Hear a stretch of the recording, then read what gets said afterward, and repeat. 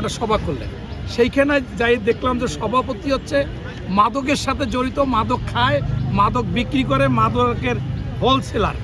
তাহলে সেইখানে আপনি কি আশা করবেন? এই আসিফ মাহমুদ ভুঁইয়া হইলে একজন চাঁদাবাজ, সে তো চাঁদার কার্ড চাইতেই পারে, কারণ যাতে তাকে স্বীকৃতি দেওয়া হয়। আপনি দেখেন যে ভালো ভালো জ্ঞানী ব্যক্তি যারা, এই যে সাংবাদিক মাসুদ কামাল সাহেব বলছে যে এত ছোট বয়সে এত দুর্নীতি করে এমন হয় বিশ্বে কেউ নাই, এই যেটা আসিফ মাহমুদ। এখন আপনারা তো সবচেয়ে শওকত আপনার হাদি, ওসমান হাদি, যে ওসমান হাদি যে নিহত হলো, তাকে তো আমরা আইডল মনে করি। অনেকে জামাত তো তাকে পারলে মাথায় সবসময় রেখে দেখায় যে আমরা এই আদর্শে বিশ্বাসী, অথচ সেই ওসমান হাদি বারবার বলছে যে ৭১-এর চেতনা ধ্বংস করেছে ওই সব কিছু আওয়ামী লীগ, আর এই জুলাই চেতনা বিক্রি করতেছে জামাত এবং এনসিপি নামক এরা ধ্বংস করে দিচ্ছে। আর কখনো কোনো মানুষকে ডাকলে কোনো আন্দোলন সংগ্রাম ন্যায়ের পথে আসবে না।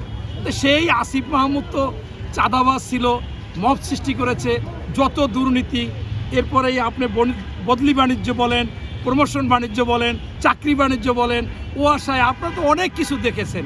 সেই ওয়েস্টিনে হাঁস খাওয়ার গল্প আপনারা শুনেছেন, ভোরবেলায় হুন্ডা নিয়ে কোন মব সৃষ্টিকারীর পাশে দাঁড়িয়েছে দেখেছেন। অতএব এই আসিফ মাহমুদ যে কথা বলবে, এইটা তো কোনো হাস্যকর বিষয়, এইটা তো আসলে কোনো বিষয় না। এবং এই যে দলটা, এই দলটাকে আপনারা নাবালক দলও বলতে পারেন, ওসিকাছার দলও বলতে পারেন, শিশু দলও বলতে পারেন। কেন? আপনারা দেখেন সব দল গেল এই নির্বাচনী মহড়া দেওয়ার জন্য, সারা বাংলাদেশে পরিচিতি লাভ করার জন্য, তাদের কথা বলার জন্য। হঠাৎ করে দেখলাম যে এই এনসিপি একটু বৃষ্টির মতো হলো, সব হাওরে মোবাইল টোবাইল কাপড় চুপুরলো সব লাভ দিয়ে পড়ছে। আমি অবাক, একই। আবার দেখেন এই দল জামাতের সাথে জোট করলো, এর মধ্যে জামাতকে বলল যে এই আপনারা এই স্বাক্ষরটা করবেন না, কোটা জুলাই সনদে আমরা একসাথে করব, আগে তারা করুক। পরবর্তী দিন যখনই জামাত যাই স্বাক্ষর করলো, এই দলের প্রত্যেকে বলল যে জামাত হচ্ছে মুনাফেক, জামাত হচ্ছে বেঈমান। পরে ওই দিনই বিকালবেলা দেখলাম গোলাম পরোয়ার বলল যে বাবার সাথে টক্কর দিতে আসছো না। আবার এইটা তো একটার সাথে জোট করলে এরকম কথা বলা যায় না। এখন জামাত কি বলবে? গোলাম পরোয়ার এখন না বললে পারে না, যেহেতু সারা বাংলাদেশে একেবারে ভাইরাল করে ফেলাইছে যে তারা বিশ্ব মুনাফেক, তারা হচ্ছে বিশ্বাসঘাতক, কারণ তাদের সাথে কথা রাখে না। আবার আপনারা দেখেন এই ২৬শে মার্চ আমি স্মৃতিসৌধে গেলাম, খালেদা জিয়া স্মৃতি সংসদের পক্ষ থেকে আমি ফুল দিলাম, দিয়ে যাব, এর মধ্যে দেখি যে মিছিল, বাংলার এই জমিনে রাজাকারের ঠাঁই নাই, স্মৃতিসৌধে রাজাকারের ঠাঁই নাই, হ্যাঁ, এরপর যুদ্ধ অপরাধীদের ঠাঁই নেই। আমি চিন্তা করলাম এত দেশপ্রেমিক কোন সংগঠন, আমি একটু যাই আর দেখি। ওমার দেখি যে হ্যাঁ তাই তো, এরাই তো দেশপ্রেমিক।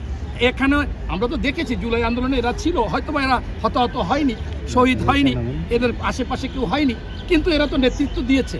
এখন আমি যে এই দেখলাম আক্তার সাহেব আছে সামনে, আসিফ মাহমুদ আছে, এই আপনার কি নাসির যেন সে আছে, হাসনাত, সবাই আছে, একটু পিছিয়ে আছে নাহিদ ইসলাম। এখন উনি পিছিয়ে কেন আমি বুঝতে পারি না, কিন্তু মিছিল চলছে, ব্যানারও আছে। এখন আমি চিন্তা করলাম এইটাই তো সত্যিকার অর্থে আসলে এরা বোঝায় পরিবর্তন আনবে দেশে। কারণ রাজাকারের তো বলতে হবে সত্যকে সত্য, রাজাকারের স্থানে এই স্মৃতিসৌধে হবে না, এই যুদ্ধ অপরাধীদের এই হবে না। তা আমি খুব খুশি হলাম, আমি একটু ভিডিও করলাম, কইরে আমি ছাড়লাম। ছাড়ার পরে একটু পরেই দেখি যে জামাত মোনাজাত ধরছে, জামাতের আমিরের পাশে নাহিদ ইসলাম দাঁড়াই গেছে। আমি বললাম আয় কি, আবার কেমন কথা? এই যে আমরা যে গুপ্ত বলি, এই গুপ্ত যদিও তাদের কষ্ট লাগে, আমি আপনাদের মাধ্যমে সারা দেশবাসীকে জানাই যে ভাই, রাজাকারের মতো, মির্জাপুরের মতো, আলবদরের মতো এই গুপ্ত একটা গালি হয়ে গেছে। এই গালিটা শুনলে যেহেতু মানুষ কষ্ট পায় কিছু শ্রেণী, আমরা যাতে এই গুপ্তটা না বলি, এই জন্য এরা তো আসলেই গুপ্তর মতো ব্যবহার করে। কি করবেন বলেন? আমি অবাক হয়ে গেলাম যে দল মিছিল দিয়ে ফাটাই ফেলাইলো রাজাকারের স্থানে স্মৃতিসৌধে হবে না, এর মধ্যে তার দলের চেয়ারম্যান না কি বলে প্রধান